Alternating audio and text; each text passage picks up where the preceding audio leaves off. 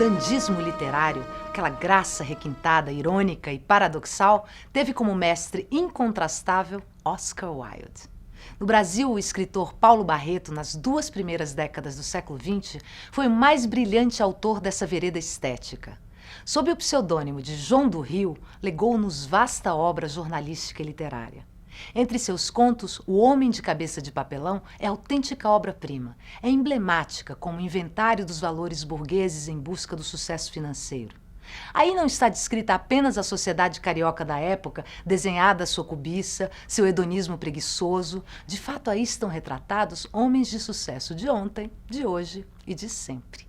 Todos agindo com religiosa obediência ao que lhes dita a cabeça de papelão, que no fim das contas pode não ter um mecanismo perfeito, mas enche os bolsos. No país que chamavam de Sol, apesar de chover às vezes semanas inteiras, vivia um homem de nome Antenor. Não era príncipe, nem deputado, nem rico, nem jornalista, absolutamente sem importância social. O país do Sol, como era em geral todos os países lendários, era o mais comum, o menos surpreendente em ideias e práticas. Os habitantes afluíam todos para a capital, composta de praças, ruas, jardins e avenidas, e tomavam todos os lugares e todas as possibilidades da vida dos que, por desventura, eram da capital. De modo que estes eram mendigos e parasitas, únicos meios de vida sem concorrência. Isso mesmo, com muitas restrições quanto ao parasitismo. Havia milhares de automóveis à disparada pelas artérias, matando gente para matar o tempo. Jornais fatigados, tramways, partidos nacionalistas, ausência de conservadores, a bolsa, o governo, a moda e um aborrecimento integral. E o povo que a habitava julgava-se, além de inteligente, possuidor de imenso bom senso. Bom senso, se não fosse a capital do país do Sol, a cidade seria a capital do bom senso. Precisamente por isso, Antenor, apesar de não ter importância alguma, era exceção mal vista. Esse rapaz agira sempre em desacordo com a norma dos seus concidadãos. Desde menino, a sua respeitável progenitora descobriu-lhe um defeito horrível. Antenor só dizia a verdade. Não a sua verdade, a verdade útil, mas a verdade verdadeira. A digna senhora pensou em tomar providências. Foi impossível. Antenor era diverso no modo de comer, na maneira de vestir, no jeito de andar, na expressão com que se dirigia aos outros. Rapaz, Antenor tornou-se alarmante. Entre outras coisas, Antenor pensava livremente por conta própria. Assim, a família via chegar Antenor como a própria revolução. Os mestres indignavam-se porque ele aprendia ao contrário do que ensinava. Os amigos odiavam. Os transeuntes, vendo-o passar, sorriam. Uma só coisa descobriu a mãe de Antenor para não ser forçada a mandá-lo embora. Antenor, nada do que fazia por mal. Ao contrário, era escandalosamente, incompreensivelmente bom. Aliás, só para ela, para os olhos maternos. Porque quando Antenor resolveu arranjar trabalho para os mendigos e corria a bengala, os parasitas na rua, ficou provado que Antenor era apenas doido furioso. Não só para as vítimas da sua bondade, como para a esclarecida inteligência dos delegados de polícia a quem teve de explicar a sua caridade. Antenor foi trabalhar e teve uma grande dificuldade para trabalhar. Pode-se dizer que a originalidade da sua vida era trabalhar para trabalhar. Ascendendo ao pedido da respeitável senhora, que era mãe de Antenor, Antenor passeou a sua má cabeça por várias casas de comércio, várias empresas industriais. Ao cabo de 1 ano, 2 meses, estava na rua. Por que mandavam embora Antenor? Ele não tinha exigências. Era honesto como a água. Trabalhador sincero, verdadeiro, cheio de ideias. Até alegre, qualidade raríssima no país do Sol. A cerveja e a inveja faziam batalhões de biliosos tristes. Mas companheiros e patrões prevenidos, se a princípio declinavam hostilidades, dentro em pouco não o aturavam. Quando um companheiro não atura o outro, intriga-o. Quando um patrão não atura o empregado, despede-o. É a norma do país do Sol. Com Antenor, depois de despedido, companheiros e patrões, ainda por cima, tomavam-lhe birra. Por quê? É tão difícil saber a verdadeira razão por que um homem não suporta outro homem? Um dos seus ex-companheiros explicou certa vez. É doido. Tem a mania de fazer mais que os outros, estraga a norma do serviço e acaba não sendo tolerado. Mau companheiro. E depois, com ares, o patrão do último estabelecimento de que saíra o rapaz respondeu à mãe de Antenor. A perigosa mania de seu filho é pôr em prática as ideias que julga próprias. Prejudicou-lhe, senhor Prachedes? Não, mas podia prejudicar. Sempre altera o bom senso. Depois, mesmo que seu filho fosse águia, quem manda na minha casa sou eu. No País do Sol, o comércio é uma maçonaria. Antenor, com fama de perigoso, insuportável, desobediente, não pôde em breve obter emprego algum. Todas aquelas desditas eram para ele brincadeira. Estava convencido de estar com a razão, de vencer.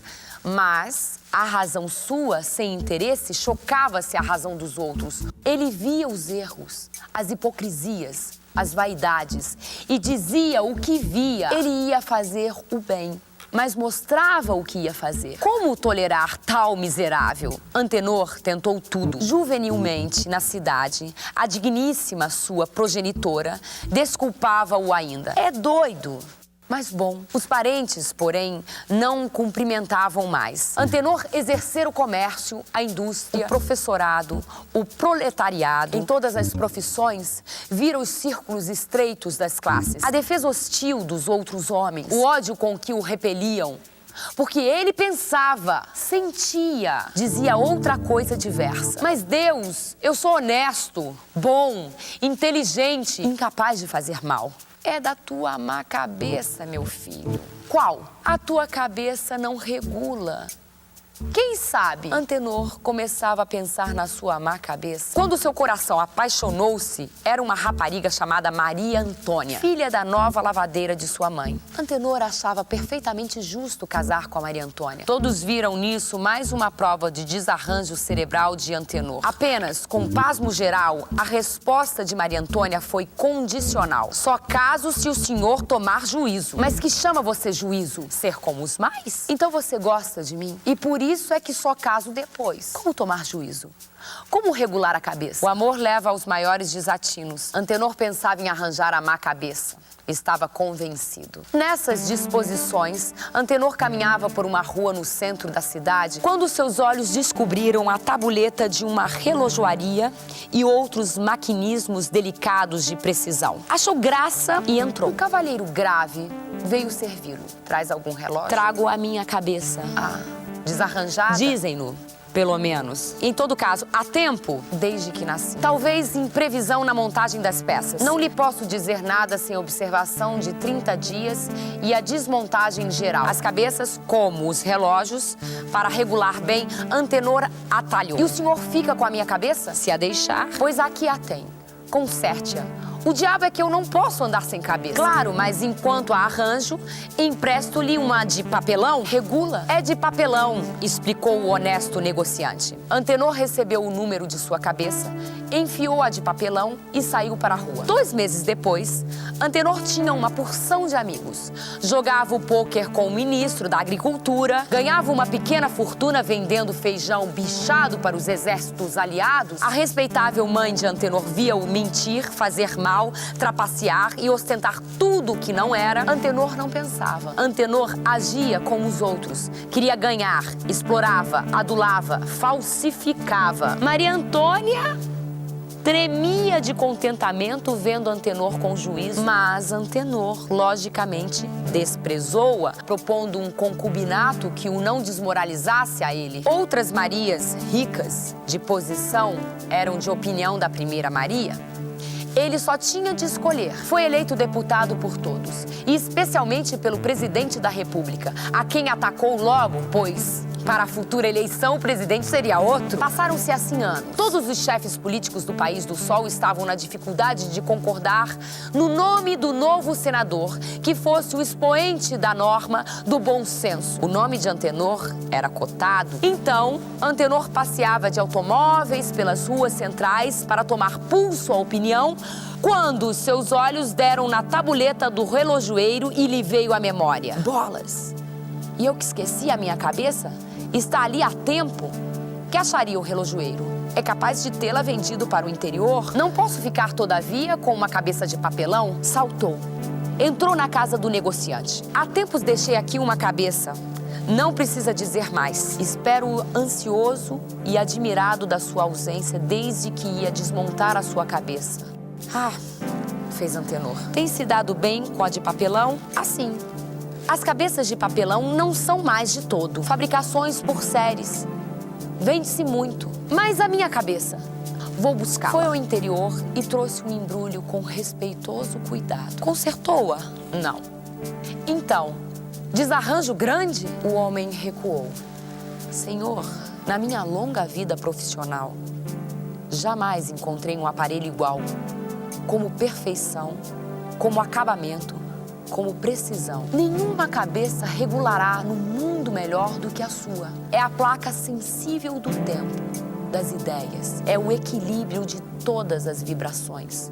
O senhor não tem uma cabeça qualquer. Tem uma cabeça de exposição, uma cabeça de gênio, hors concurso.